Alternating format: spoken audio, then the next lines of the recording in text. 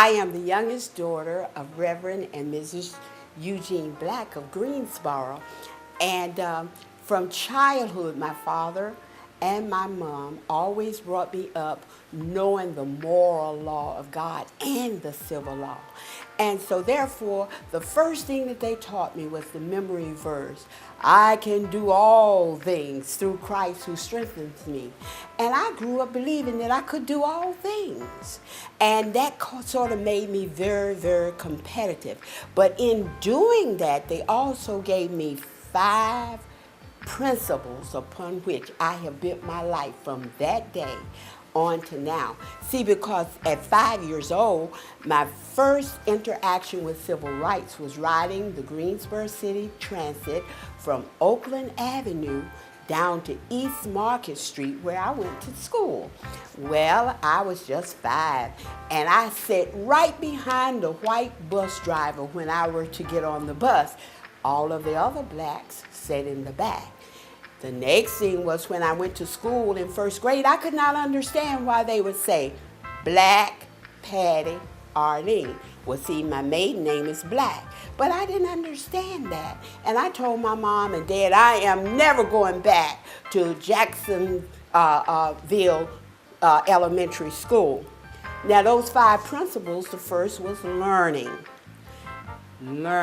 how to react when you're in those situations. The second is loyalty, and that came when I was the second black educator to be charged with assault on a minor at William R. Davis School. I was the first black elementary school teacher that was sent to William R. Davis. Now, loyalty, because I was called in one morning to the superintendent's office, and he said, charges have been made against you, Ms. Cotton, for assault. And the parents were saying if you were to move from William R. Davis School over to Pittman, they would drop all charges. Well, if I were to have done that, can you even imagine what would have happened to all of the other blacks in that community to coming up as black educators? Like one of the teacher kids I was talking to the other day. She had a teacher charged with assault, and I had to represent the teacher. And they found her guilty in the lower court. I told her they were going to do that. I went on the upper court. And it just integrated schools, and this little white boy was fighting her or something, so she took a rude and paddling. And he'd gone home about a week later. The mother took out an assault warrant against the teacher. And her name was Pattie Black Cotton. And this little, the mother describing how he had a little black place on his behind where the teacher spanked him. And the judge, and she carried some of the bruises that were still there. Remember the little 12-foot bruise? Oh, I remember reading about that too. All right. So, when he got ready to appeal the case, I told him that what the local judge was going to do. I said, we're going to have to go to the higher court, and this district court going along with local sentiment. I told her that. But we have to go through it under the change in the state law procedure. I can't waive the district court and go to Superior Court anymore. So you got to be tried in that court.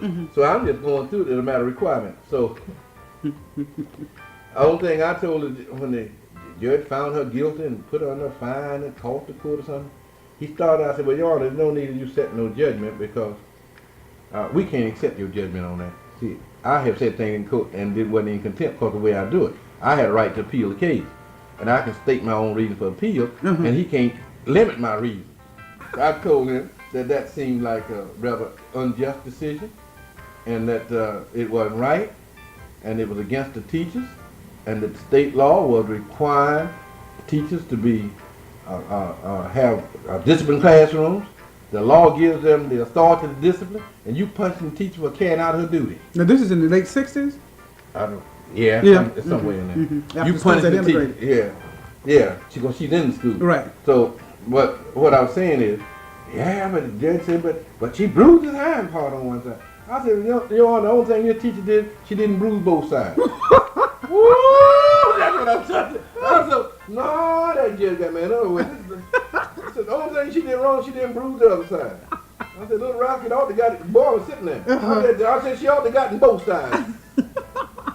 Now, when I was in school, you got to teach whipping in school for misconduct, you got home, you got another. Another one, right, Instead of somebody getting up here and wanting to scare the teacher. Oh, I got a chance to lay the judge out. Now, my daddy told me, get all you can and then some more. So therefore, I knew from beginning that I had to finish school. Now, the third principle was laughter.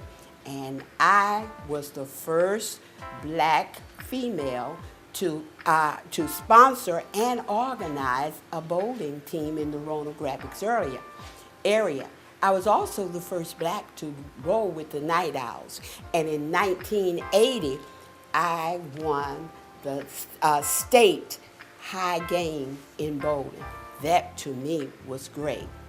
The fourth was leadership. And I was voted in 2006 to the All-State Board that was in Raleigh. But the biggest and greatest thing that I think that happened to me was the books project with the Weldon City Board of Education.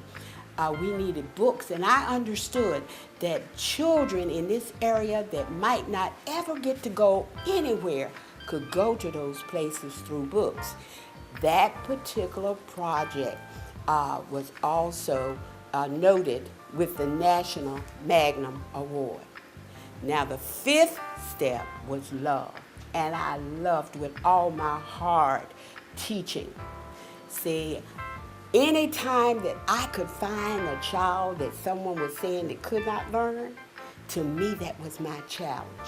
Jamie was brought to me in diapers in kindergarten, could not talk. I would not accept that. I called everywhere, even to Wilson.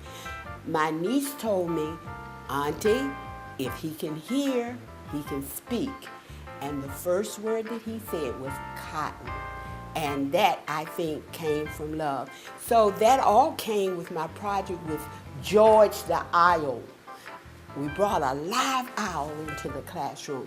Those children learned how to add.